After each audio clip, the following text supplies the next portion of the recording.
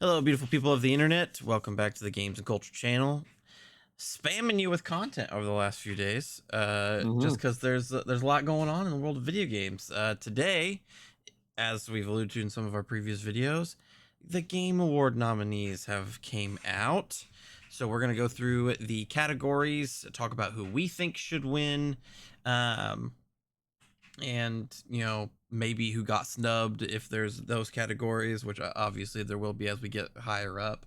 So we like doing this video. It's a fun one to do for us. So um, be sure to let us know in the comments, what category you're looking at and who do you think should win. So we're gonna start with I'm not gonna say the least important categories, but the least impact categories, and work our way up to Game of the Year. Game of the Year will be the last one.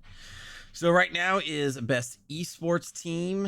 You got Gen G for League of Legends, NRG for Valorant, Team Falcons for Dota 2, Team Liquid PH for Mobile Legends Bang Bang, and Team Vitality for Counter Strike 2. Here's my shit with this, right? Here's my shit, right? I have shit with all the esports categories, but go ahead. Well, fair enough. They pick one team for every single game, which is fine. Yeah. But at least in the League of Legends category, they didn't even pick the best one. Gen G did not make it past quarterfinals at Worlds. Mm. Like T1 won Worlds, and their players and their team are not up here. That's stupid. My vote will be for Gen G because it's the only League of Legends nominee up there. You usually abstain from voting from the esports ones.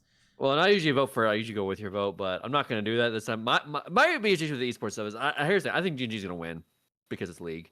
My issue is every year the league, whoever in these categories, the league always wins it. Like it's getting like for 7 or 8 years in a row.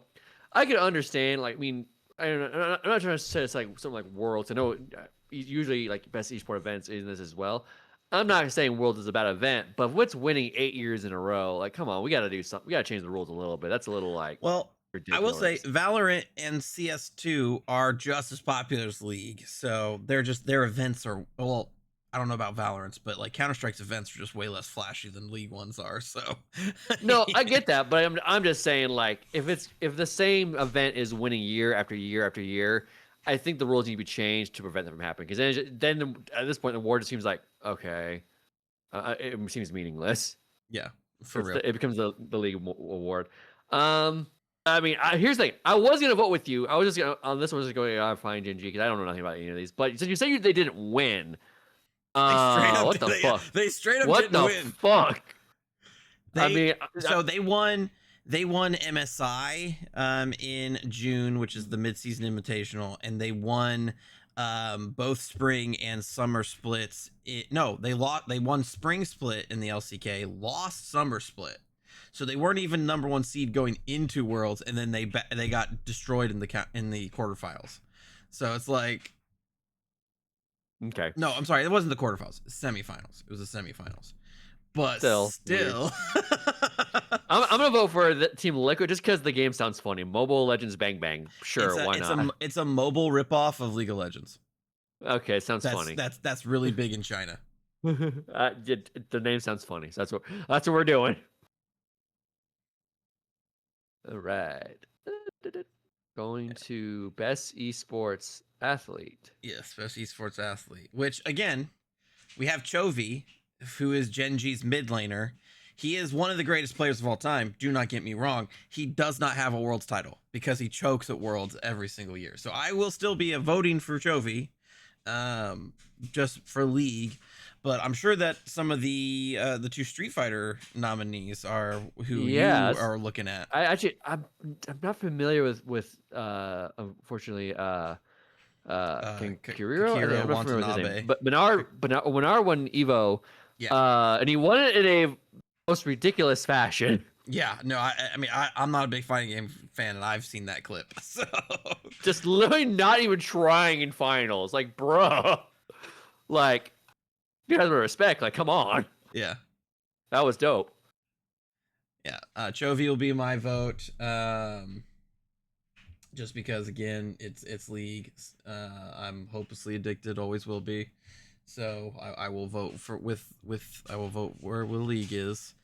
And I mean, and I legitimately like I legitimately like uh Chovy. Like, there's nothing wrong with Chovy. He chokes in Worlds finals, man. Like, that's the Yeah. one time you can't choke. That's what makes T1 so good, is they don't choke in Worlds. they, they are the greatest of all time. um, so it's like, come on now. Um, which I do hope that he you know wins the Worlds eventually, but all right, Best best esports esports game. game. Counter-Strike 2, Dota 2, League of Legends, Mobile Legends Bang Bang, and Valorant. My pick will be League of Legends. I'll play any of these games again. Well, then don't vote. I'm vote for Mobile Legends because it sounds funny. Ay, ay, ay. I'm going for the lol vote. Ay, ay, ay. The lol vote. Why would you do this? Content Creator of the Year award. I hate that this is an award. I mean, sometimes. I mean, Queso won it last year, and Queso deserves it. But I don't know if he's up for bat again. I didn't take a good look at it last time I saw it. But to excuse how slow this thing is, the site is very slow today. Yeah, it seems like everybody's getting on and getting in their votes. It's almost like people care about this shit. Push come to shove, I can put mine up and we can do that. Because mine seems Well, to we'll be see. We'll keep going. Let's see what's seems going to on. be loading Mine, a little bit better. maybe. Come on. Remember to do this. Oh, it's not even like loading anything. Maybe try refreshing the page entirely. Like I said, Yeah, that's what I'm doing. mine's loading fine now. So there we go. There we go. Okay. So we got Kadril, Kai Sanat, Moist Critical, Sakura Miko, and the Burnt Peanut. I've never heard of Sakura or the Burnt Peanut. But Kadril is a League of Legends team owner and co-streamer. He's very funny, very knowledgeable about the game. Kai Sanat, I've seen some of his clips. He's pretty cool. And obviously Charlie is just the best. I'm going to vote for Moist Critical because of Dispatch. I was also gonna say that I'm voting for Moist Critical because of Sonar. Like, it's not. Dispatch didn't get a whole lot of nominations, so guess what? You're getting a vote, Moist Critical. That was literally. I mean, if Charlie wasn't up there, I would have voted for Kadril because I really do like Kadril. But yeah, no, Charlie gets the vote there. Here. Most anticipated game. I'm surprised GTA 6 is back up here, because I thought there was a rule of like you can only win this award once, but yeah, but they broke that rule for Elden Ring, so why not break it for Grand Theft Auto 6? So we've got 007 First Light, Grand Theft Auto 6, Marvel's Wolverine, Resident Evil Requiem, and The Witcher 4. See, what surprises me about this is The Witcher 4 is on here, and that game's definitely not coming out next year. No. I mean, GTA 6 won last year, and it's gonna win again. That's the fact. But I'm voting for Wolverine. Yes, I will also be voting for Wolverine. I mean, I'm tempted to vote for Witcher 4, but I just know it's not coming out next year. Like, even then, I'm more excited for Wolverine. Oh yeah. If I'm choosing between the two, yeah, Wolverine. But best adaptation, this is a tough one. No, this is a major problem. Oh, okay. So what should be? Well, let's read the nominees, and you can give your take. A Minecraft movie, The Devil May Cry anime, Splinter Cell Death Watch, Last of Us Season 2, and Until Dawn. Where's Sonic 3? Sonic 3 came out after the last Game Awards. Sonic 3 is the highest rated video game movie of all time. Mm-hmm. Where is it? I'm gonna assume it's just because they forgot. It came out last year, and so they're only counting stuff that came out this year, which is stupid because it should run from when nominees are given to when nominees are given, because that's a full calendar year. I agree. this being released in December shouldn't hurt you. Yeah, I agree. Like Metroid Prime Um, 4 should be in well, the discussion for well, categories next year if it deserves to be. Indiana Jones was nominated for a couple things. And that came out last December. So clearly it's not the case. So they just clearly forgot Sonic 3 then. Yeah, I would say so. Because I don't think the Until Dawn movie did that well. None of these were well, I think most these two I won't know I know won't receive well. I don't know about People these seem three. to like the Devil May Cry anime. I haven't heard anything about Death Watch, and I mean the meme has kept Minecraft movie in people's subconscious. So I'm okay with Minecraft movie being up there. Um, and But I'm Sonic 3 yeah, Sonic 3 should definitely be up there too. crazy. Oh well, If you don't have a vote, don't vote. Because I I personally haven't seen any of these, so I won't be voting in this category. all right, well, I'll skip two on principle because I haven't seen any of these either, and Sonic should be up here. Yeah. So we're skipping. And as much as I love Jack Black, I'm not voting for a Minecraft movie. Uh-uh. All right, Uh, best multiplayer. You want to read off this one? Arc Raiders, Battlefield 6, Elden Ring, Night Rain, Peak, and Split Fiction. So the only one I've played on here is Split Fiction. I've seen Same. And tons of clips of Peak and would love to play Peak with a good group of friends, but my vote will be for Split Fiction wholeheartedly. You can watch our entire playthrough on this channel. It was a hell of a good time. And I sincerely hope that it wins this category, even though I know that it probably won't. because they're Arc Raiders and stuff. I Yeah. my issue with this is not really an issue. It's just more like we're sad as like, yeah, I hope we win this because like Split Fiction got a little gypped too because this year's a stacked year and we were Yeah. both very concerned. It was going. You had it be nominated. You in your prediction. I said it was gonna get gypped and it did get gypped. Yeah. So it just sucks. Like this year is just crazy. So I hope it gets something. Yeah. Because it's legitimately a fantastic game. Like if you need a new game to play with a friend, like just get yourself Split Fiction. You buy it for both you and your friend. So definitely pick it up because it's really good. Okay, thing was to load. Site's But thinking about it. Peak it does look fantastic. Like I I have did. wanted to check that one out for a while. It looks super silly. You're I did put climbing. it. Go ahead. Go ahead. Oh, Newman. I was gonna say you're climbing mountains with your friends, and it's just one of those games where like you could just let your friend fall off a mountain and be okay. So Jeez, Louise. Okay, bring me back here. What the fuck?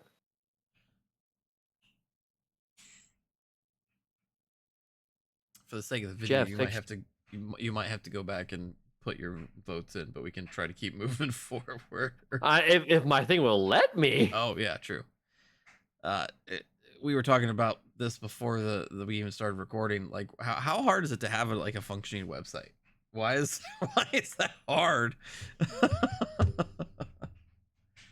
We can have wasteful AI shit, but we can't have functioning websites. That's what I wanted.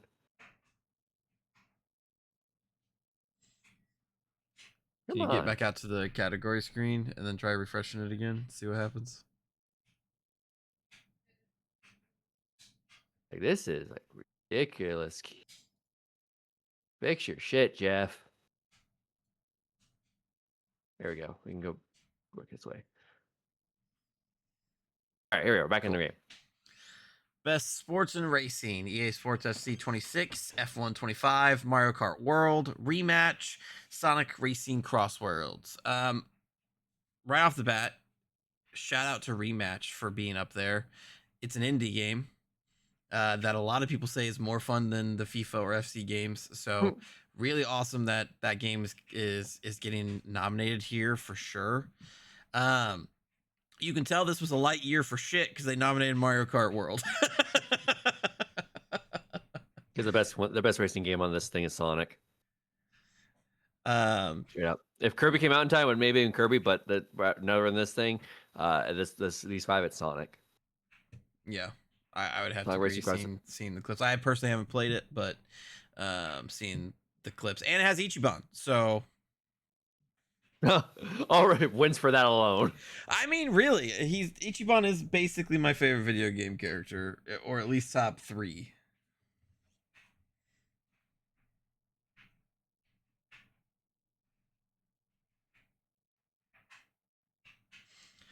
Okay, let's just remember to keep doing this. Okay, Hey, if maybe it works, it works. I didn't see it stopped working. up until now. Fix your shit, Jeff. Come on. It's surprising to me. We live in the Eastern time zone, so it's 7 o'clock as of recording this. It's interesting that the website's still having issues. Yeah, this is like Jeff. Come on. There we go. All right. Are you fucking kidding me? You clicked too many times. You've done this to yourself. There, do that. Do that. I did see Final Fantasy Tactics in there, which that's surprising because it's a remake, and I can't stress this enough. It's a remake. Like they didn't really change much. All right. Oh, there we go. There we go. There we go. We're moving. All right. I didn't play any of these, but so our nominees are for our Final Fantasy Tactics, Jurassic World Evolution 3, Sid Meier's Simulation 7, Tempest Rising, The Altars, and 2 Point Museum. So I mean, obviously, I've played Final Fantasy Tactics. So the one on there that I've played. It is a remake, so it's surprising to see that it on here. Like, it's a faithful remake. They pretty much only added in like voice acting and touched up the visuals. I have a friend that really loves the Jurassic Evolution games and says that they're very, very good. So if you like those kind of Sims games, that might be one to check out, especially if you like the Jurassic games. I would literally just make my park and accidentally let the dinosaurs out to eat everybody. Right. Yeah, there you go. Best family game: Donkey Kong Bonanza, Lego Party, Lego Voyagers, Mario Kart World, Sonic Racing Cross Worlds, and Split Fiction. Ooh. This is a pretty stacked category, I would say, because I've heard really great things about Lego Party. I've heard really great things about Lego Voyagers. Like this is not a lock for Nintendo this year. Like, truly, this is not a lock for them. I mean, my vote personally would be for Donkey Kong Bonanza. Yeah. Because I just don't really feel like Split Fiction's a family game. It's not what I would associate as a family game. Like, you could play it with a child and be fine, but the kid's not going to understand the deep themes in there. Yeah, and it's a bit of a difficult game at times. Yeah. I think Split Fiction is. I mean, they're both mind-blowingly great games that really, you play with their concepts. I think personally I enjoyed Split Fiction a tiny bit more than Donkey Kong Bonanza, but to split hairs. But in terms of family game, I think you're right. I think Donkey Kong Bonanza. Yeah, no, I would agree with you and say that I enjoyed Split Fiction more than Donkey Kong. Nothing in Donkey Kong really surprised me except for the K Rool twist. But like there was a lot in Split Fiction that that Hazelight chose to do that just threw me for a loop. The fucking phone bike scene still gets me every time. The ending sequence of the game is incredible. Like, I wish there was like a level design category, because Split Fiction would have that on lock without a doubt. That should be a category they do. That really should. Yeah. Instead of some of the esports one, because that esports, as much as I love esports, it's a very niche thing. I wish they would have bring in a little bit more of these like developer friendly categories, like best level design. I think that pairs really well with like best score and best direction. So We'll move on. Maybe. Oh, sure it is. Yeah, do the open and new tab thing. That seems to be working out the best.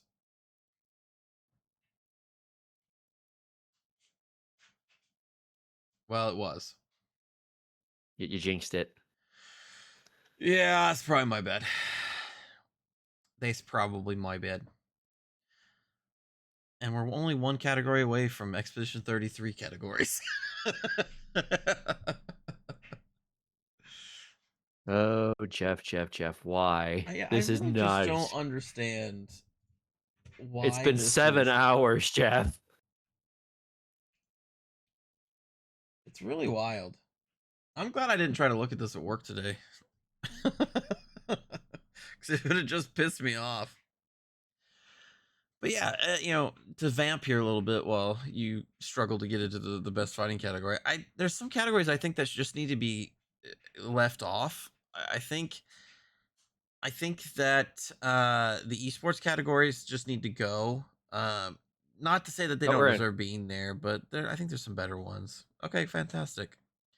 You could All take the right. reins on this category. So we have 2XKO, Capcom Fighting Collection 2, Fatal Fury City of the Wolves, Mortal Kombat Legacy Collection, and a re-release of Virtual Fighter 5 Revo World Stage. Okay, This so is a that terrible means category. that this category has 3 re-releases? What? Yeah. Did no other fighting game come out this year?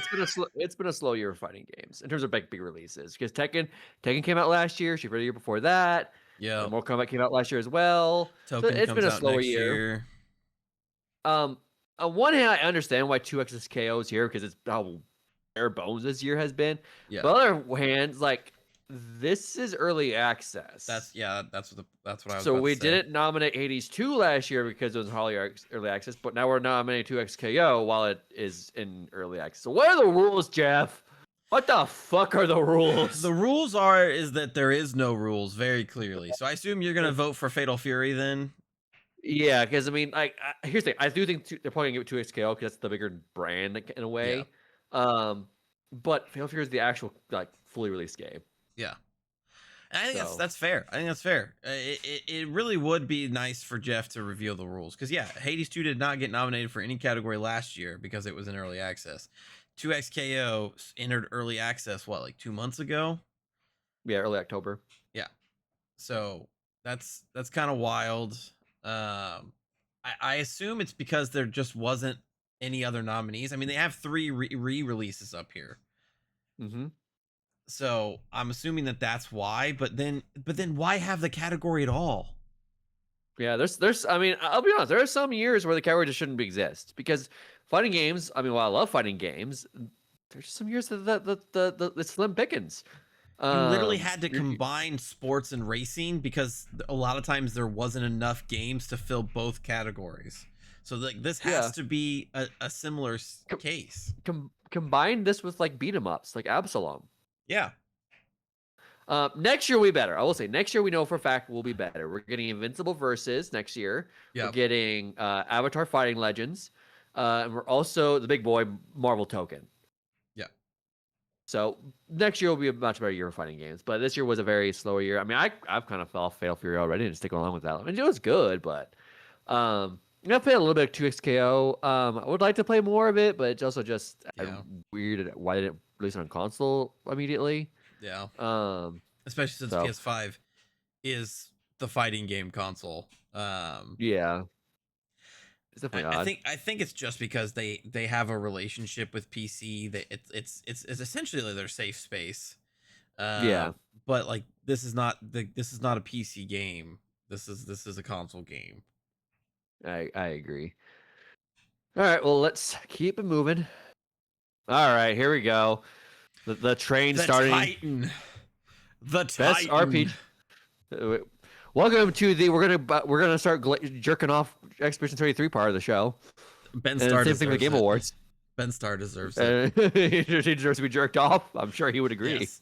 Best RPG: Avowed, Clair Obscur, Expedition 33, Kingdom Come Deliverance 2, Monster Hunter Wilds, and The Outer Worlds 2. It's not even a contest. It's not even a contest. I do want to play Avowed and Kingdom Come. Hope maybe one day I'll get to them. Monster Hunter Wilds, I will never say a game's my game of the year until it's time to say that, because Monster Hunter Wilds just let me down so hardcore this year. But yeah, no, it's Clair Obscur. I think I really wish instead of Monster Hunter we would have got to see Digimon.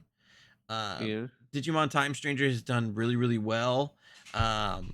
I think I would even have liked to see Pokemon in that spot, since ZDA was actually a pretty good time over Monster Hunter Wilds. But wow, that's a shock. I'm thoroughly let down. I mean, this Monster Hunter Wilds should have been an unabashed success, and because they went this extremely bare bones kind of work with it, releasing all the cool stuff in these updates, it just, why does everything have to be a live service? Monster Hunter shouldn't be a live service.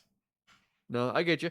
I mean, I see what the argument you're making is Z2A is coming off of a very down, and it's still not the best Pokemon game, but it's coming off of a disaster of Scarlet and Violet, Yes. versus Wild is coming off of World, which is its greatest feat. Yes. So Yes. I see where the angle you're taking this, and I get that. I haven't played other Legends ZA or Wilds, but I get it. I haven't played Outer Worlds 2. I do like it a lot so far. Yeah. But Expedition 33 is one of a kind. Yeah. Like it's yeah. It's I'm not surprised. It's the most they put out a thing. It's now the game. It has the most nominations for a single game in Game Awards history. At 12. That's insane. It's insane, and they deserve it. They deserve every little bit of it. We have glazed this game since it was fucking shown off for the first time. And we're gonna glaze some more. There's still a lot more categories to go. Yeah. There's there is 17 more categories, and 11 of them have Expedition 33. Which category is this? We're gonna move on. Adventure, adventure, Death Stranding 2, Ghost of Yotei, Hollow Knight, Silksong, Indiana Jones and the Great Circle, and Split Fiction. This is a stacked category. That's a very good category. It's very good. None of these, I haven't played these two yet. I've played a little bit of what the fuck. God, oh no, 404 error. Jeff, what the fuck are you doing here? Come on. Oh no. God damn it, Jeff. Well, while you get back into it, yeah, I mean that's a stacked category. All of those games are very good, and all of them did very well. I've only played 2 of them, Silksong and Split Fiction. I've played a little bit of Indiana Jones. Yeah, I played a little bit of Indiana Jones. I'm still working my way through Ghost of Tsushima. I want to finish that up before I do Yotei. And I love Tsushima. Tsushima is a great game. I know it didn't jive with you, but I fucking love it. And it seems like Yotei is just more of that, so that's probably a good sign. Death Stranding 2 is the interesting one. I wouldn't. I've heard it's vastly improved in the first one's gameplay. I want to get to it. God, there's so many games to get to, man. There's so many games. This year was too much, man. It was too much. But picking out of these 5, I haven't. My vote would be for Split Fiction. Yeah, because I haven't played Death Stranding 2 yet. Could it be better than Split Fiction? Possibly. But of what I know, what I've played of these 3, Split Fiction is the best one. Yeah, I played. I think Silksong or Ghost of Yotei will probably win that category, and they wouldn't be wrong for that. I just, in terms of like Silksong versus Split Fiction in particular, Silksong I knew was going to be great. Split Fiction came out of fucking nowhere. Well, I mean, we knew it's in our mind because It Takes Two was his last game, so they have a good pedigree. But we were because they were showing the Game Awards last year, and we were like super intrigued by it, and we just had a blast. So, yeah. All right, moving on. Fun. Best action game. You can take this one. Battlefield 6, Doom: The Dark Ages, Hades 2, Ninja Gaiden 4 Shinobi Art of Vengeance. Yeah, both of our votes is Hades too. Yeah, no, I've heard good fucking things about the Shinobi game, and I'd like to play it at some point.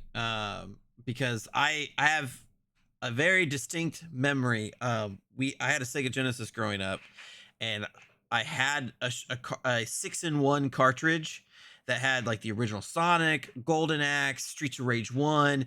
It also had Shinobi, and I remember getting my ass handed that game so hard. I don't think I ever made it past the second level. So when Shinobi got revealed again, I was like, yeah, all right. yeah. Redemption. Oh, that seems cool. I fell in love. I mean, Hades 1 is a great game. Hades 2 Mhm. is it. What if we did Hades, but more and better? Yeah. Yeah. Like it's just what it is. It's God. It's so good. Like there was sorry, I forget what I was trying to play. I think I was trying to play Death Stranding at the time, Death Stranding 1. And Hades 2 came out of early access. So I'm like, okay, I need to bounce between the two games a little bit because I want to get Death Stranding 1 done. And Death Stranding 1 did not get done until I finished Hades 2. Because Hades 2 was just one more run. I just got to do one more run. I mean, even though I knew it was not going to be one more run, like, to get to the end, I'm like, no, I'm going to do one more run because I'm just, Yeah.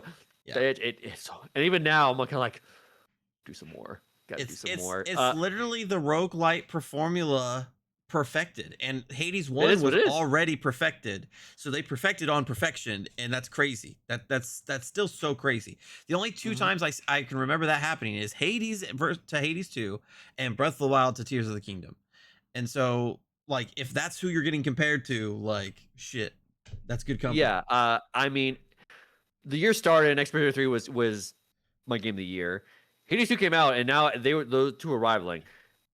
Now they're both not my game of the year for another game we'll probably discuss soon. But is it the fact that it was rivaling Expedition 3 to me was insane. Yeah. I can't praise I don't know what they'll do next. But I need to go back and play some other older stuff. Like I know I bought Transistor, I think it was okay. And then whatever they do next, Hades 3, we're a new property. I'm there day one. Yeah. Whatever you want, Supergiant. You are on the list of just say your name being on our product means I instant buy it. Yeah.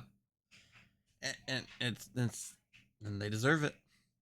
Best VR AR. Alien Rogue Incursion, Arcan Age, Ghost Town, Marvel's Deadpool VR, The Midnight Walk. I want to play Marvel's Deadpool VR. I kind of forgot it came out. Yeah, all of these seem pretty cool. Well, yeah, all of these seems pretty neat, but I guess I'll vote for Deadpool because that just seems funny. So, not much to say about this topic. Yeah, both of us are not very VR heads. I have an Oculus Pro that I don't use very often. You have your VR2 that you don't use very often. Mm-hmm. It is what it is. Love me some Beat Saber though. Mm-hmm. Love me some Beat Saber. And we're frozen again. We get 3 good categories, and then we have to wait. Damn you, Jeff Keighley. I just don't get it. Why doesn't your fucking website work? I gotta understand like noon is having, but this we're a mobile game. Let's move. Okay, Destiny Rising, Persona 5, The Phantom X, Sonic Rumble, Unasume Pretty Derby. I think I maybe butchered that name. Umasume. And Withering Waves. I don't play any of these, but you know what? Persona 5 is my, I have not played any of these either. I have a one of my best friends. Her name's Allison. She plays a lot of Destiny Rising. She also plays a lot of Destiny 2, and has said that Destiny Rising is better than Destiny 2. So that means that Destiny Rising must be pretty good. But yeah, my vote would be for Persona as well because it's Persona. It may be mobile Persona, which is inferior, but it's still Persona. They own my ass. They know they own me. Just not enough for you to play their mobile game. No, but I'll that's how you own me in spirit. I'll just vote for your game kind of blindly. Jeff, what are we doing? Mine's kind of working now, so like this is another big category too. Just gotta give it a sec to think. Yeah, but Destiny Rising, if you like Destiny, it's like it's Destiny, but gotcha. You play as specific guardians. They all have separate powers, and you level them up. It's kind of like Genshin Impact meets Destiny. Yeah. So I have heard about the Pretty Derby game, which from people at work, and I'm just like, what the fuck is for this? that looks pretty weird. What is it? They're horse girls. It's horse girl racing. You're They're lying to me. I'm not lying to you. What It's the it's fuck? it it's literally like horse race, like the Kentucky Derby, but with horse girls. What the fuck? All right, best debut Moving on. indie game. Blueprints. Claire Obscure. Expedition 33. I'm gonna butcher this, but Dispelote. Despalito. Despalote. Dispelote. Dispatch and Mega Bonk. Okay, so I haven't played Mega Okay. Bonk. I want to get Mega Bonk. I don't think Claire Obscure should be in this category. That might be a hot take. Well, just- I mean, this is their debut game. That is true, but I don't feel like they're an indie studio. I get it. I mean, I get that. But they're here anyway. Yeah. I was a betting person. I think Expedition 33 is going to take it because of Expedition 33. Yes. This is the only thing Dispatch got nominated for, so I'm fucking voting for Dispatch. God damn it. And that's totally fine. And that fucking sucks that this is the only thing that Dispatch got voted for or got nominated for. Like, It deserved more. it deserved more. Narrative or in performance. And I figured it wouldn't win, but it's. I mean, here's the thing. Just probably my game of the year at this point. The way I feel about Dispatch, I just in our review. I haven't felt this way about a game since Persona 5. So I mean, yeah, I hope to see this game get more than flowers than it's getting, but I'm starting to give it its flowers. I think that the other award show like the Golden Joysticks and the BAFTAs and the DICE Awards, I think this will clean up nominations along with Expedition 33. I think the problem with leaving it, I think the problem here is you can't put it in best narrative because the narrative just ended. You can't put it, I think you could still give them performances because like Charlie on Sonar's performance sticks out, Aaron Paul as Robert sticks out, Laura Bailey as Invisigal steps out. I feel like you still could have nominated there, but like Game of the Year and Best Narrative and Best Direction are all nominees that are all awards that I would nominate Dispatch for, but I know the ending last week, so it's like it's really hard. Yeah, I think the timing was the Dispatch's Achilles heel, so I'm hoping that the other award shows they do get their flowers because they deserve it. I as I said before, I love those Telltale games. I've given a Telltale game of the year 3 times. So, but they went under. So I thought the genre of the game, their style was gone, and Ad Hoc resurrected it and did it better than it ever before. Yeah, I think it's better than any Telltale game out. Which is saying, like, Tales from the Borderlands, Wolf Among Us, and Walking Dead Season 1 are all fantastic. And I think the release formula was the best. Like the Telltale's old, release taking months to do it was I think counterintuitive to Telltale because a lot of people just made it finales wait till all episodes are out because the waits are gonna be ridiculously long. Dispatch doing it on a week-to-week basis made it feel like a TV show. There was a sense of community because of that. Yeah, everybody would gather around on Wednesday, play the new episodes, and talk about them. Oh yeah, 100%.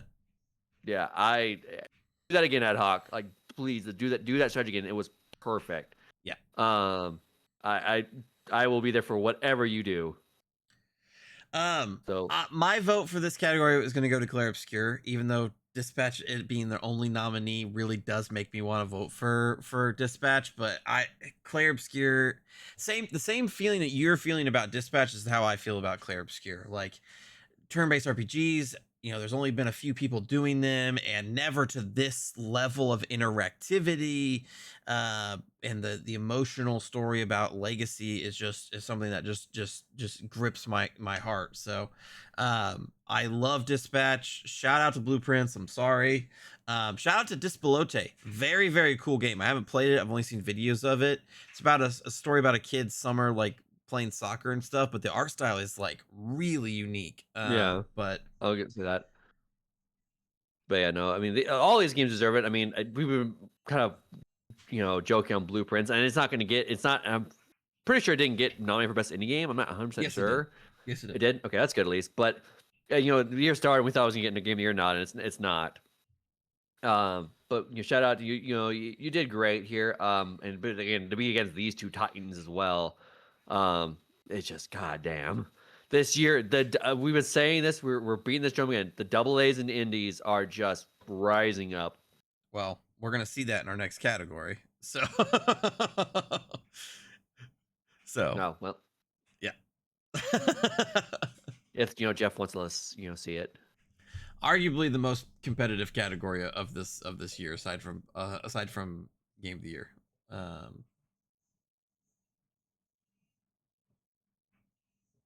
Perhaps because Jeff can't fix his fucking website. Yeah. Real bummer. Real bummer. And shout outs to Megabonk too. Megabonk had like a couple months where it was like king of the world in terms of indies. It's basically just 3D Vampire Survivors, which that's a game-winning formula right there. Because Vampire Survivors is a game-winning formula. So, but All yeah, right. best indie game: Absalom, Ball Pit, Blueprints, Clair Obscur, Expedition 33, Hades 2, and Silksong. So this category is so competitive that they gave it another nominee to fit everybody in. Like, fuck, man. I haven't played Ball Pit Blueprints, but I want to. You've been talking blah about Ball Pit and Blueprints.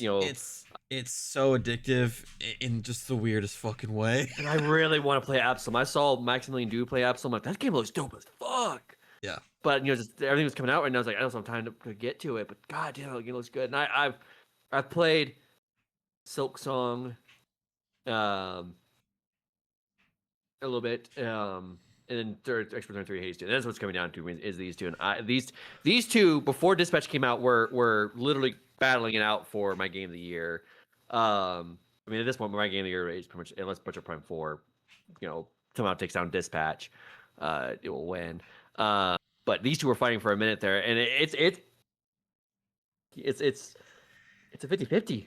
I genuinely love both these games. Like I said, I think this is the most competitive category. Like if any of these won, I'd be like, yeah, fair play. All right.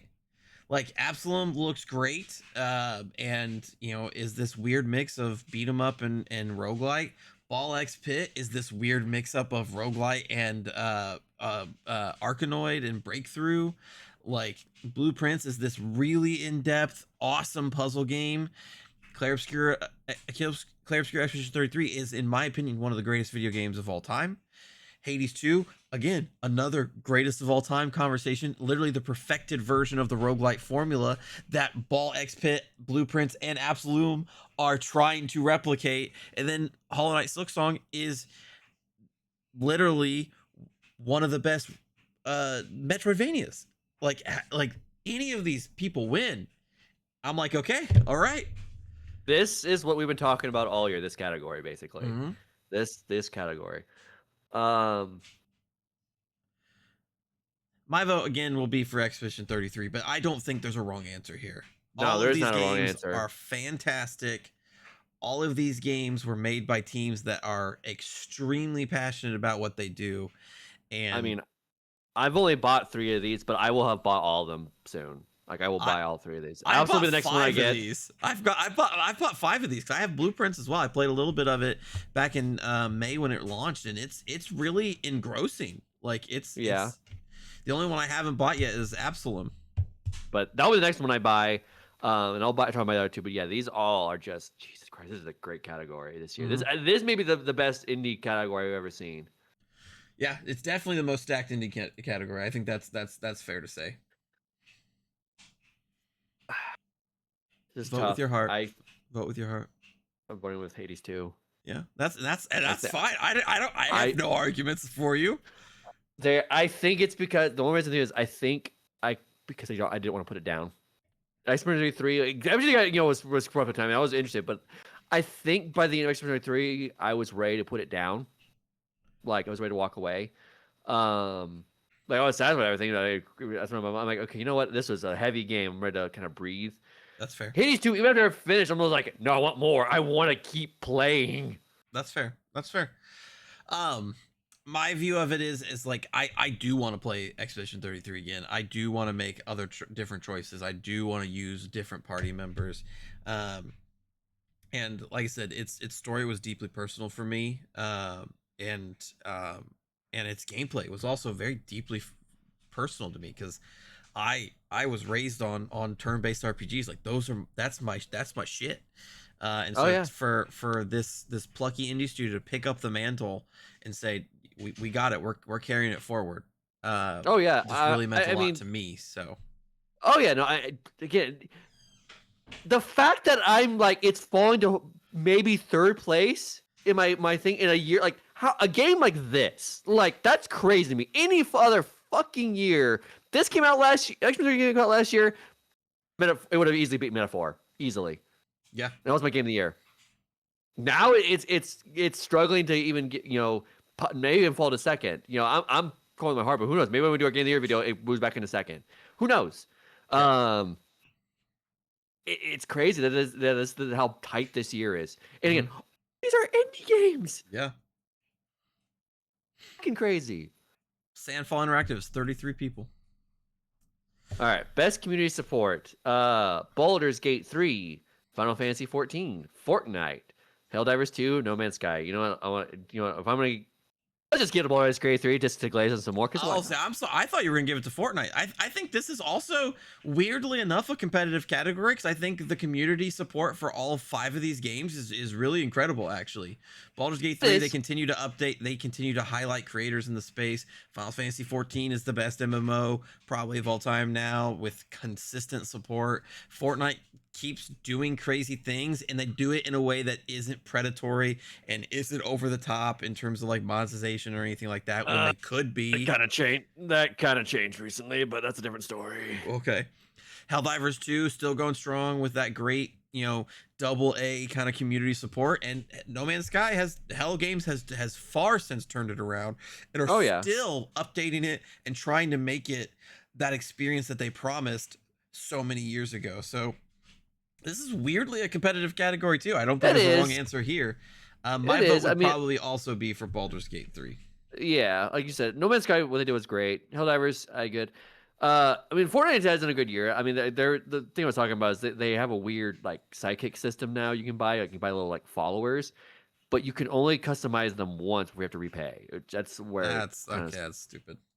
Yeah, it's stupid. But in terms of like this chapter, I'll say this chapter has been really good for Fortnite. Chapter 5 was kind of a letdown. Chapter 6 has been really good.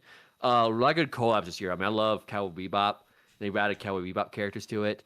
And then the world over fell in love with K-pop Demon Hunters over the summer. And I was no exclusion to that. And then they added the characters from it in October. Power Ranger collab was sick as hell. Mm-hmm. So they've on the collab front, they've been killing it this year. And right now we're currently in a Simpsons themed season. And I don't mean like the battle pass of Simpsons. No, I mean the map is Springfield. Yeah. Wild. Just wild. So definitely better year than compared to that last year. So I like the improvement there. But yeah, the little psychic stuff's a little icky. Fortnite, what are you doing? Best ongoing. Final Fantasy 14, Fortnite, Helldivers 2, Marvel Rivals, and No Man's Sky. So we're just swapping out. We're swapping out Baldur's Gate for Marvel Rivals in the same category as last time. Yeah, pretty much. My vote would be for Marvel Rivals. I really want to get back into playing more of it. They just unveiled Gambit and Rogue, which are like my weakness. So like, but also Final Fantasy 14's had a strong year this year too. So no, you say you want to get back into Marvel Rivals, and I'm saying run away. I don't think Rivals should be here. Genuinely, it's in my. We'll see what happens. I don't want to call it just yet, but it very well could be my most disappointing game of the year. Damn, Marvel. I think Marvel Rivals is shit the bed. I gave it number 9 on my top 10 list last year. Yeah. And I said I looked forward to its future. I don't look forward to it anymore. I actively hate playing this game. Actively hate it. It is the monetization has been fine. I think that front they're good. And hey, the release cadence on characters have been great. I think going that core, like almost the frills around it have been great. The core has been awful. Generally the worst matchmaking I've ever seen in a game. Generally the worst. To the point where I every night, my friends, get on, we go on Discord and stuff like that, and they still play Marvel Rivals. I just play something else. I just it makes me angry. I can't go a single match without getting angry at it. I don't like how it makes me feel anymore. I have strong feelings about Rivals. You now know how I feel when I play League of Legends. So, welcome. This is yeah, this but is this is what it's like to be a quintessential gamer right here. This is the feeling. This is the high. Yeah, but see, the thing is, you keep playing League of Legends. I eventually got fed up. I'm like, no, I'm done with this crap. Because I have the constant urge to make people feel the way that I feel when they are making me feel that way. So that it's a give and take, push and pull kind of lifestyle. Well, maybe this is for you again. Yeah, I'm gonna over Fortnite. I was just glad. Yeah. Yeah, I'll just go because I do like to play Fortnite, and I just mentioned all the collab stuff, which like I said, the Cowboy Bebop and the K-pop collab has got me playing a lot because I love all those characters. So yeah, I'll go for Fortnite here. Not surprising one bit. I will definitely be shitting on Marvel Rivals more in our disappointing category, most likely. So look forward to that. Games for impact. This is an important category. I like this one. I'm just never play though, so if the site would work, it's always so weird. I don't. There's always like Games for Impact always happens, and I'm like, I've not played any of these. Oh, I played one. Consume Me, Despelote, Lost Records, Bloom and Rage, South of Midnight, and Wonderstop. So, Consume Me is this like weird WarioWare kind of thing where you like following like the life of this girl. It looks very interesting. Haven't played it. Lost Records also looks super interesting. Haven't played it. Wanderstop is one of those cozy life like farming kind of games. Not my thing. South of Midnight, I'm so glad that it got nominated here, and I'm so glad it was this category too, because I think South of Midnight does this really incredible thing of showcasing some of the mysticism of the south of the United States, the New Orleans area and stuff, because I think people just like assume that like there's no culture in the south of the United States, and for a lot of places down there, you'd be correct. But New Orleans is just so rich with this history of this like voodoo mysticism and the Creole culture, blending French and South, and so South of Midnight really does a great job of encapsulating a lot of that, while also just being a solid game too. I'm pretty sure this is the only category it's nominated in. I wish there was a couple more that it was, because it really was a really great game. I know people stopped talking about it, but hopefully it goes on sale this holiday season. You can pick it up on Steam. It really was really, really good. Oh yeah. I didn't play any of these. I wanted to play Lost. I think I downloaded because it was like free on PlayStation Plus. I just didn't get around to playing it. It's from the same developers as the original 2 Life is Strange games. Yeah. So I was definitely forward up. I just didn't get around to it. But I'm gonna go with you because I'm more intrigued by South of Midnight than Lost Records, just because of everything you just said there. So yeah, I'm gonna go with you on that. And it showcases a lot of like African American culture too, since the protagonist and her family are African Americans, which you don't see a lot of that in gaming, unfortunately. And I'm glad that Compulsion took the opportunity to showcase that, plus this folklore of the South as well. So innovation and accessibility, we got Assassin's Creed Shadows, Atomfall, Doom in the Dark Ages, EA Sports FC 26, and South of Midnight again. Cool. I always like this character. I like seeing what the games. Oh, what have you done? What have you done? No, I was looking to see what they shows what they did. Oh, that's kind of nice. There's strong focus. I'm followed most of it. High contrast mode, colorblind default. Yeah, this is just all of the games that like went out of their way to include a bunch of accessibility features, which I think is great. I think all gaming needs to do this. I don't know why this I don't. I'm gonna say this is gonna sound bad, but go with me. I don't know why this has to be a category when all games should just do this. Trying to make them as accessible as humanly possible for as wide a range of people as humanly possible to play them. When I say that, I'm not saying make Dark Souls easy or anything like that, but if somebody that has motor issues or something like that, or has hearing issues or sight issues, games should be trying to make those players be able to play their games as well. So that's why I say I don't know why this has to be a category, because the whole industry should just be doing it at large. I agree with you. I mean, there's always advances to be made. That's probably why this category exists in the first place. But I don't really know.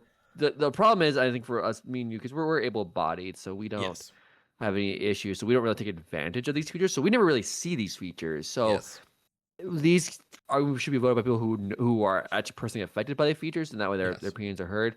I guess I'll vote for South of Midnight again, just to kind of give it a little extra love. And it seemed from what I read, it had more interesting for that mechanic, but there really is no losers in this category. No. Every game should try to strive to be like these and push the boundaries of accessibility so that more people can play your game. Mm-hmm. Best performance coming up. That's a big category. We're in the big stretch now.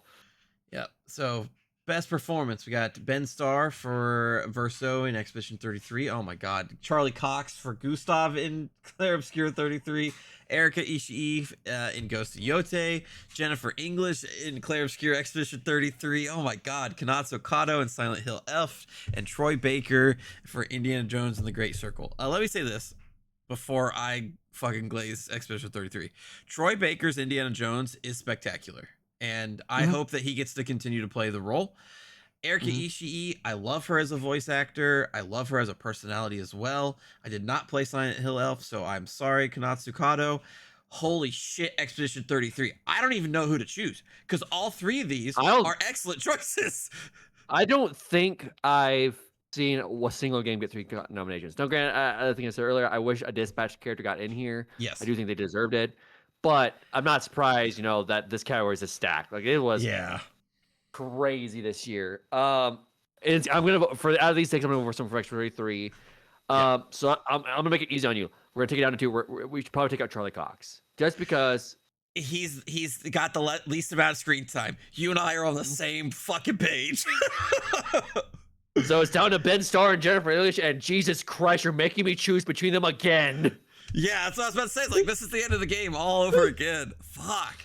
This is so hard. This is the hardest decision. This is harder than the best indie game. Because my here's actually, I want to ask you a question. Because I was on the record saying very early on that Mael was my favorite character. And you were like, I don't give a fuck about Mael. Very early on. I have it on video. I didn't say give a fuck. I just wasn't as attached to her as anyone else. So, from your perspective, since you grew attached to Mael, how do you choose between Ben Starr and Jennifer English? I don't know. I was gonna say, I mean, my favorite character in the game was CL, whose voice actor is not up here. But these Verso, Ben Starr's character, and Mael, Jennifer English's character are the heart of the game. Yeah. So, Christ. And this is I don't know if Jennifer English was nominated for Baldur's Gate 3. She should have been. She voiced don't believe she was. But she voices I'm blanking her name in Baldur's Gate. Shadowheart? Shadowheart, yeah, she voiced Shadowheart. And then Ben Starr voiced Clive, so like they're always like battling each other in the same year. What the hell? Oh my god! Yeah, I don't think she was. I think Astarion was nominated for that from Baldur's Gate 3. I'm pretty sure. So I don't think she was. No, I think you're right. But I think if either of these two win is the right answer. Yes, that's the thing. Yes, I think my personal vote will go for Jennifer English. I think she was at the core of the narrative. Like the narrative was built around her, so she had to do the heaviest lifting to make sure that those emotional moments landed. Not saying that Ben Starr or Charlie Cox did not carry their own weight, because they fucking did. But like Jennifer English specifically had to do a little bit heavier lifting, in my opinion. Yeah, I get you. I mean, but the counter to that is The counter is that it's Ben Starr. That's the counter. I mean, that That's is a the good fucking counter. I mean, look at him. That's a good counter. Yeah, he's But a handsome man. but the point was in the game, this twist of Malel is not known by Malel until she learns of it herself, and then she just kind of accepts it, and it's out in front of everybody. Ben Starsky Verso is hiding his true things basically the entire fucking game, and he knows the twist. So he has to. I'm gonna go with Ben Star just because he has to compel those emotions, but in a very hidden way to not show his full hand. Where she's kind of wearing her emotion on her sleeve. His struggle too with not being real is also extremely compelling as well. Again, there's not a wrong answer. We're splitting hairs to try and decide this. Yeah, no, my vote's still for Jennifer English. Ben Starr is still a great answer. I also think Charlie Cox is a great answer, even though we left him off. I don't think that he deserves to be in comparison to those two. But for the brief amount of time that he is on the screen, like he tears it up. So this is a very good category. This is a very good category. But if Aaron Paul or Lloyd Baylor was here, I would vote for those two. This is a very good category. With also Erika Ishii, Kanatsu Kato, and Troy Baker, also extremely good choices. Mm-hmm. I wouldn't be upset if you chose one of them. My thing is though, if you played Expedition 33, you're voting for an Expedition 33 cast member. yeah. I mean, this is probably the most stacked performance category. Okay, there are people missing from this category, and this is the most stacked category of performance I've ever seen. For sure. You could literally just do all 6 from Expedition 33 and Dispatch, and there still would be missing people. Mm-hmm. Best audio design: Battlefield 6, Clair Obscur 33, Clair Obscur Expedition 33, Death Stranding 2, Ghost of Yotei, Silent Hill F. Note that this is not best score. Yes, so we're not going to count that. This is because sound effects and shit like that. I think because of that, this is the category I think Expedition 3 has the strongest likelihood of losing. Yeah. Because its sound effects are okay. Battlefield's always been good at sound effects. I've heard that this one is no slouch. Yeah, I haven't played. Oh, I played a little bit of Silent Hill F, and it's good so far. I don't know if it will, it sounds weird. Its sound effects are good. But it could be the best out of this bunch because I haven't played some of these, like the Ghost of Yotei and Death Stranding 2. Although I honestly, because I only played the beta of Battlefield 6. But I don't think it has the best sound really in a horror game. So that's why I'm not oomph about it. I'm pointing with, even just as I just played the beta, I'm pointing with Battlefield 6 because I mean I'm not into military shooters at all. But I was curious the beta. I always did prefer Battlefield to Call of Duty, and he's kind of Battlefield sound design being good, fork found in kitchen type of thing.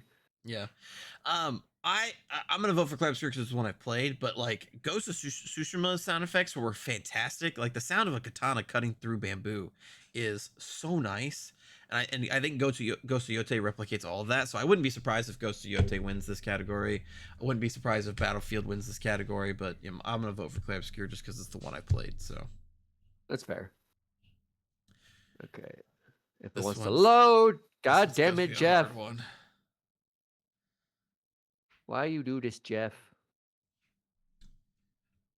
This one's gonna be a fucking hard one.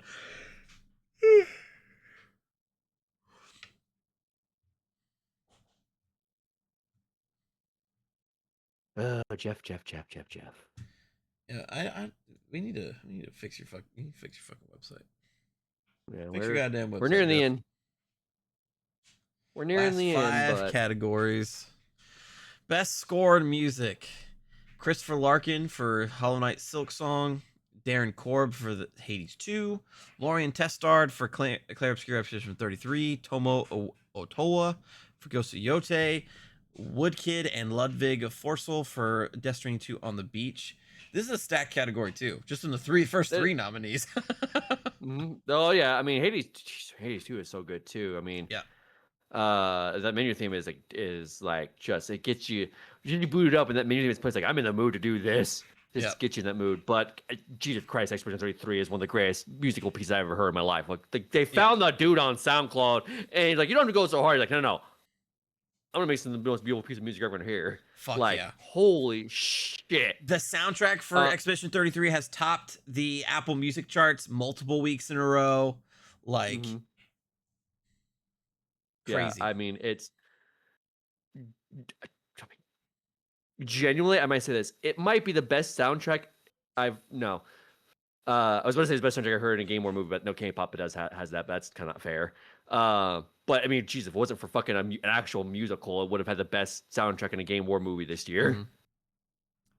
Yeah. Like that's how crazy it is. Like, yeah. I think it is definitely in my top 3 favorite scores of all time. I think it might even be in my top 2. It's possible. I mean, Persona 5 is in my number 1, but I mean, well, and Nier, so I can't beat those two. Persona 5 and Nier. So, but I mean, it's up there. It's definitely top. It could be top 5. We need to think about it. Yeah. It's definitely up there. But yeah, it's such a so good. Great. Go listen to the soundtrack. It's beautiful.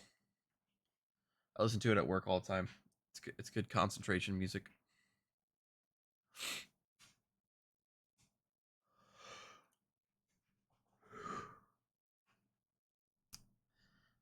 Oh, come on, Jeff. We just need you to stick with us for just a little bit longer. Come on. 4 more categories, Jeff. 4 more goddamn categories, Jeff. Come on.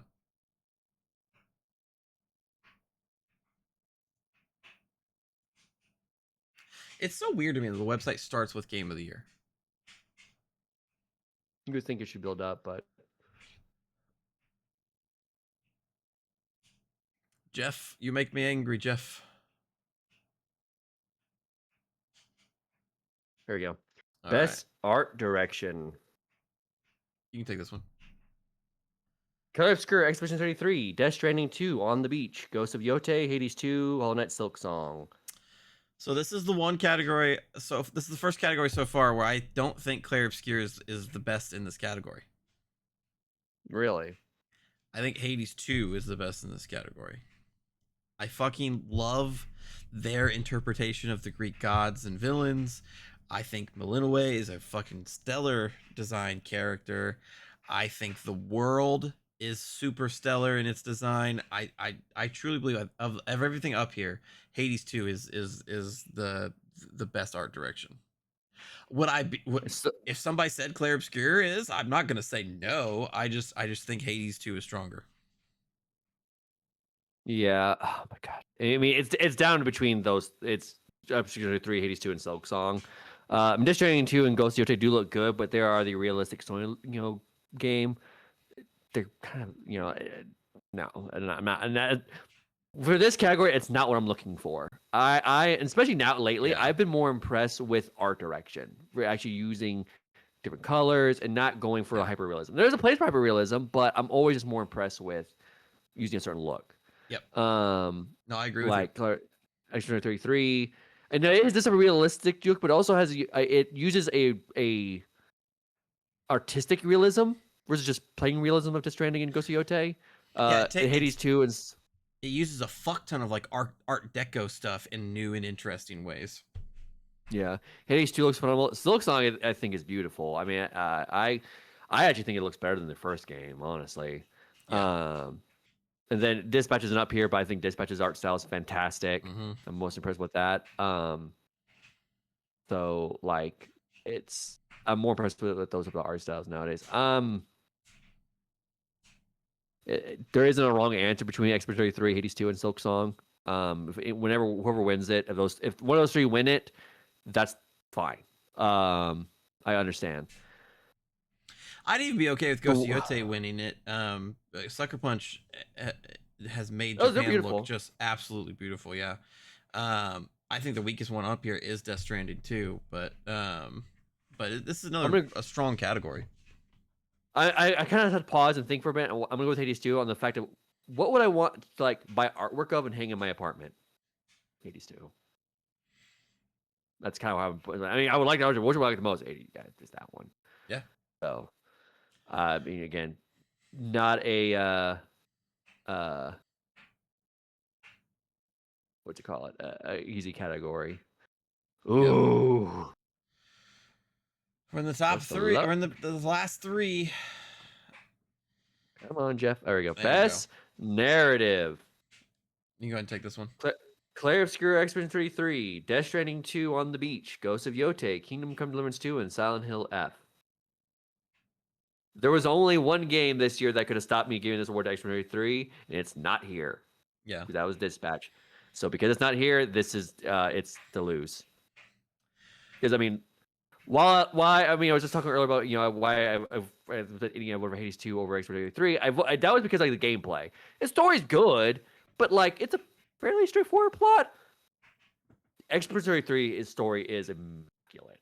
So much nuance. Oh my god. I think the twists. Here's my thing with narratives. I did not see some of the twists coming in Expedition 33. No, I didn't either.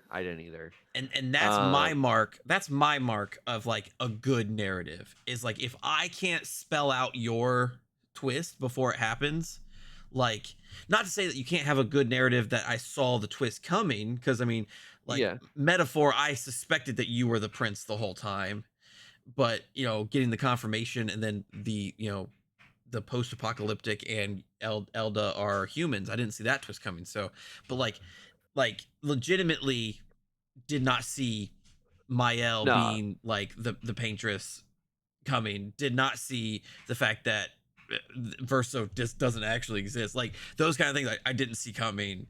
No, I don't like twists when you do a twist and when you think about it in context of what's going on, like it doesn't make any sense. But like in Expedition 33's case, like they have twists that you don't see coming. Like I didn't see them coming, but then you look back and go, there were clues. Yeah, they were the fucking like, pancakes. When you do the fucking pancakes. That's my mark. That's my mark. If you are on the pancake level, that's a damn good narrative. And fucking Claire Obscure definitely on the pancake level. That's a weird bar, but I get your bar. Yeah, Persona 5 fans know what I'm talking about. Pancakes.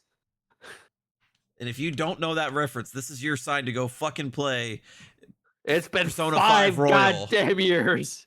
It's like $30 consistently. It's the best $30 you'll ever spend. And then after you're done playing that, if you haven't played Expedition 33, go fucking play that. Best game direction. Award for outstanding creative vision, innovation, and game direction design. Now this one could be level design if you look at it that way. Yes. So Claire Obscure, Expedition 33, Death Stranding 2 on the Beach, Ghost of Yote, Hades 2, Split Fiction. Again, this is one I think that I'm not going to give to Claire Obscure. I want to give it to Split Fiction. On the back of the crazy gameplay mechanics that Hazelight baked into this outstanding platformer. And the insanity, the utter insanity of that final section of the game. That final section of the game truly made me feel like we're in the next generation of video gaming. Like that is using solid state drive's processing power to its limits. No, I agree. I agree. There's another extremely hard category though. But I mean, because if someone I might be arguing, oh my god, this is just why is this year so tough? Even in 2023, like that was a stacked year, but it wasn't this tough. Yeah. Like, I think it's because so I don't think that this year was as good as 2023, but I think the heaviest hitters hit harder than in 2023, if that makes sense. So we are deciding between the heaviest hitters right now. And I think there was just more hits in 2023. So I think that's what's making it so hard. Like Hades And 2, Ghost of Yote, Split Fiction, Clair Obscure 33, I can all see winning. If you said Death Stranding as well, like totally fine. I get it. But damn. I genuinely don't. This is a difficult category. This is a tough one. Like I'm gonna leave Death Stranding 2 and Ghost of Yote out of it. I don't know really what they did. I mean, all I've heard Ghost of Yote is more of Tsushima, which is, if you like that, it's great. Death Stranding 2, I've heard they made a lot of strides in improving the gameplay, which that's what Death Stranding 1 needed. And then I have played obviously X-Men 3, Hades 2, and Split Fiction, and X-Men 3's combat is immaculate. Yep. Like, it took me a minute to get the hang of it, but once I found its rhythm, oh my god. It's the most satisfying shit in the world. It is how you can build. Each character has a certain build, but like they play all so unique. Oh my god, dude! I'm talking myself up at X-Men 3, but then I'm gonna start talking about Hades 2. And I just said that its combat is so addicting. I couldn't stop myself, and we got to go back to District 1. I just had to do one more run. And then Split Fiction, every level is a different gimmick. And that final level especially, they all were wow, but the final level especially just went like, as you said, this feels like Next Generation. This feels like If you scroll back up to the description, there's a certain word that I think defines this category, and it's creative. And so I think my vote is for Split Fiction because I think it is the most creative of the offerings here. Yeah, and that's fucking crazy for me to say up against Hades 2 and Clair Obscur Expedition 33, both of which are some of my favorite games of all time. I just think the phone on the back of the motorcycle, I go back to that moment of genuine joy and dumbfoundedness that I was doing this. And then there's even more of those moments beyond that. The fucking hot dog level. I was gonna say the fucking hot dog level. The fucking hot dog level. And you're go ahead. And then you get to the final act of the game where you are literally two people on totally different levels. Yeah, it's literally Split Fiction. Like, that is so crazy creative, and it's created in a way that's pushing the boundaries of what is possible. Fuck Black Ops 7's AI generated super hyper realistic graphics. That's not pushing the industry forward. Creativity and design of the last level of Split Fiction is so far out of anybody else's scope. AI couldn't have created any of these games, obviously, but the like now, yeah, you're convincing me that Split Fiction. It's just like Hades 2 is building on a foundation of Hades 1. Yeah, it is in a sense. Again, it's I feel like I've been solely saying this, but it just is more of the same, just doing it better. But it is not something we kind of have seen before. But it just does it so perfectly. Yeah. X-Men 3 is taking a lot of dispersed parts we know about RPGs and remixing them into one thing. But I have seen the dispersed parts before, like its combat system, like it's the dodging and parrying and Mario and Luigi. A lot of the systems are things we've seen before, but just remixed in a unique way. Yeah. I've never seen anything like Split Fiction ever. Yeah. So compared to Hazelight's other offerings, Split Fiction is a whole new level of creativity. Yeah, I mean, I remember what seeing it because when we got to the you were playing on your PC and I was playing on my PS5. I generally don't understand how they did that last level. Yeah, like I don't the PS5 is capable of doing that. And then they also say, it's like, what is some of these other games' excuse of why they can't do these things? Why can't they? Why can they barely run 30 frames a second when Split Fiction is doing this shit? Yeah, that's what I'm saying. Like when I look at that phrase, when I see best game direction, I'm like, oh yeah, Clair Obscur. But then it's awarded for outstanding creative vision. I'm like, no, there is a more creative game up here, and it's Split Fiction. Yeah, no, you're right, and I see that because like this didn't make none of these games, other four, made me question how the fuck did the system do it. I don't think it was possible. This was I still don't know how the PS5 can do that. Really? How? Yeah. It was insane. So I'm with you. Yeah. All right, final category. The grand final category. Wants to load, Jeff. What keeping us in suspense? Uh, Wants me to talk about Split Fiction more. Game of the year. Clair Obscur Expedition 33, Death Stranding 2 on the Beach, Donkey Kong Bonanza, Hades 2, Hollow Knight Silk Song, Kingdom Come Deliverance 2. okay, so none of us played Kingdom Come Deliverance. I mean, it's interesting. It's here. Not of us predicted. So we did our predictions yesterday on our podcast yesterday. So I had 5 of them right. The one I got missed was Dispatch. I just did it on a hope and a prayer. Now, granted, I will still have picked Kingdom Come. Yeah, I would got 4 of them correct. Yeah, Split Fiction and Ghost Yote were left off. Yeah. But I mean, I would have picked Split Fiction over Kingdom Come. I just went with my heart with Dispatch. Yeah. But it is what it is. So I haven't. But we're beyond Kingdom Come. Like we've heard it's good, but we haven't. None of us have even come anywhere close to playing it, and we probably won't. I will get to Death Stranding soon enough. But I haven't really played it, and neither have you. And then I played more.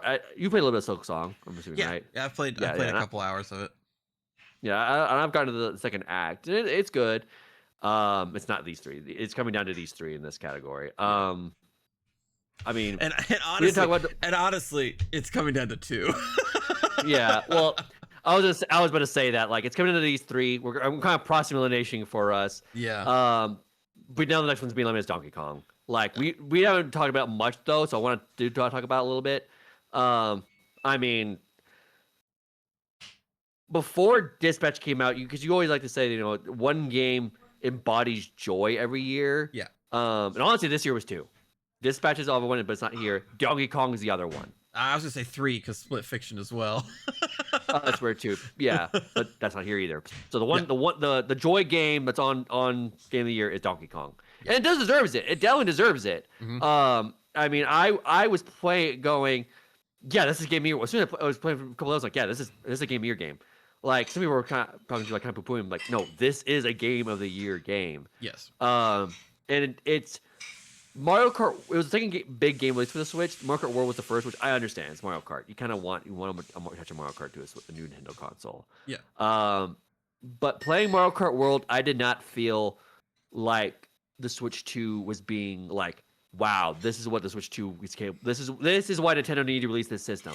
Yeah. Donkey Kong was that game, and the fact that a lot of times games have trouble, getting to that point soon. The fact they did it in the second game, it shows like, yeah, this system's fucking worth it. Yes.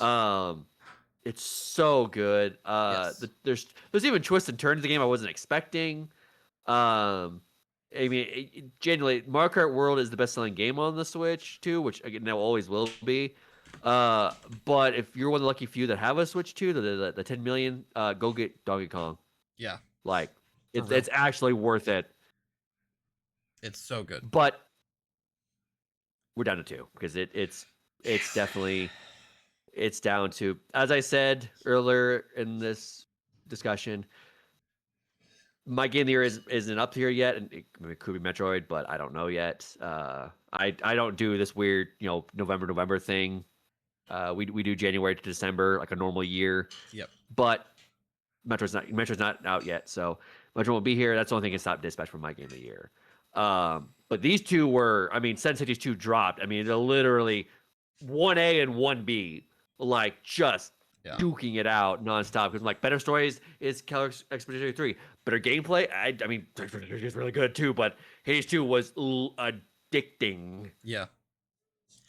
I mean, I love both these games, and I completely agree. I think the story and the music of Clair Obscur versus the visuals and the gameplay of Hades 2, and you can't choose wrong because they're both fabulous. Like, these are 2 games that should be in everybody's library. These games, I think I think Clair Obscur is going to be a game that is studied for years down the line, in the same vein that Baldur's Gate 3 is, of this just Mhm. double A studio punching way above their weight through passion. And I think you have to make the case of Supergiant Games being the best indie studio and the most consistent indie studio, again punching up well above their weight class in I mean, everything that they do. here's the thing with Hades. Like with Hades 2, I was, Hades 2 just came out, but like Hades 1 before Hades 2 came out was the best roguelike ever made, and now Hades 2 is just like, oh, I'll take that from you. Uh, but like even Sony, the one of the biggest console player, well, you know what I mean.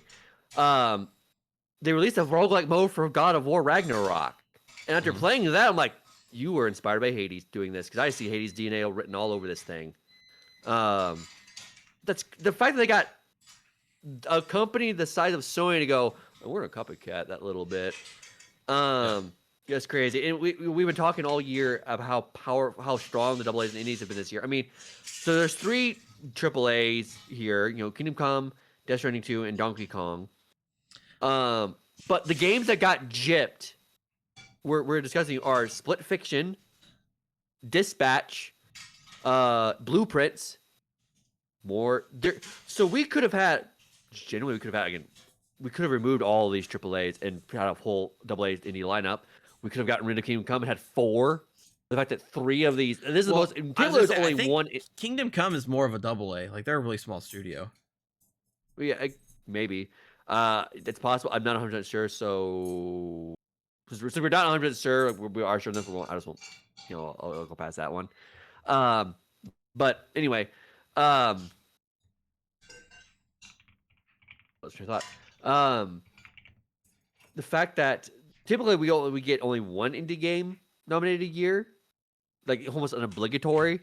Like, and I said in our podcast yesterday that Donkey Kong Bonanza would be the obligatory Nintendo game, and Death Stranding 2 would be the obligatory Sony game. But it's usually an obligatory indie game. But half of these are indies. Like, that's crazy. Yep. Like, just crazy. My God.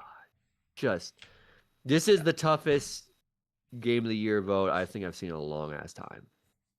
I would agree with you. I mean, hell, I've been, promoting that Dispatch isn't here, but even then, if it was here, like, if it was here, my vote would immediately go to it. But I would be saying, you pick Hades 2 or Extra 3, you're not wrong.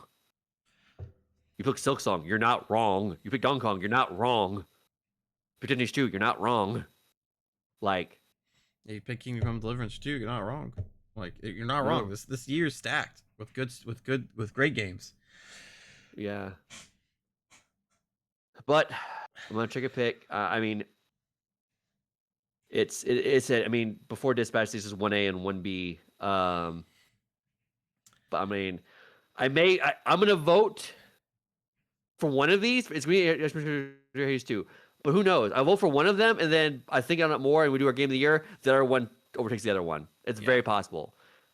But what I'm gonna go with feeling right now, of which 2 I'm gonna pick, I'm gonna go with Hades 2.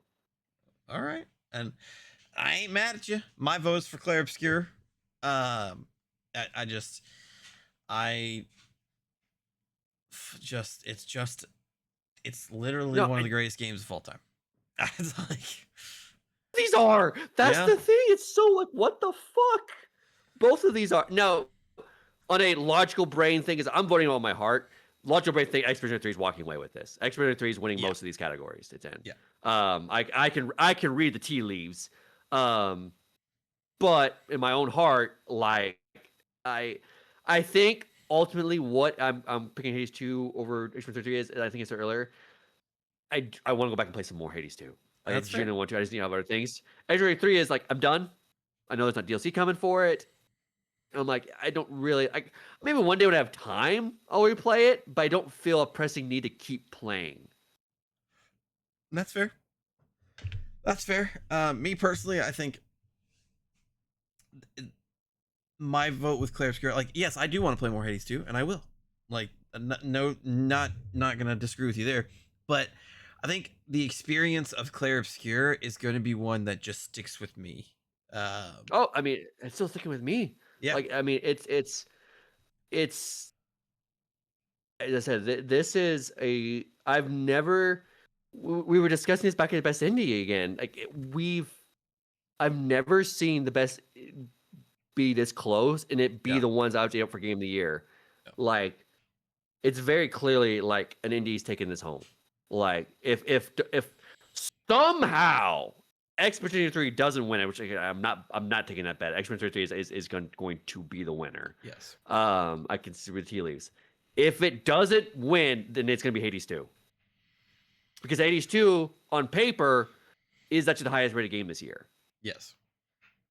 So in any game, it's just crazy. I am. This is the first Game Awards I'm like in awe of all the nominees. Yeah. Like just how it shook out. And one that we don't have a ton of problems with the nominees as well. Like Dispatch was left off some categories, but like we understand why. Yeah. So, and Split Fiction was also not off some categories, but we can see how tight the race is. There was going to be how tight this race was. There was going to be snubs no matter what. Yep. But Hades 2, Claire Obscura, Silk Song, you can't snub those.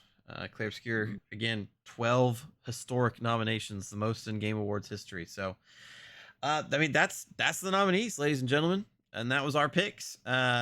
The show is December 11th. We will be streaming our reactions live on the channel, so feel free to tune in and watch with us.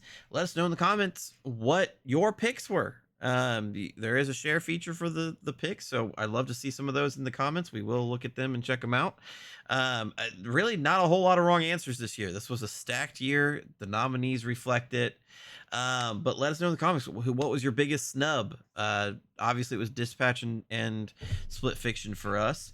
How many of the 12 nominations do you think that Claire Obscura is going to walk away with? Let us know in the comments. Subscribe to the channel if you haven't done so already. That way you're here on December 11th to catch the Game Awards with us and all of our other uploads. And we will see you all in the next video. Adios.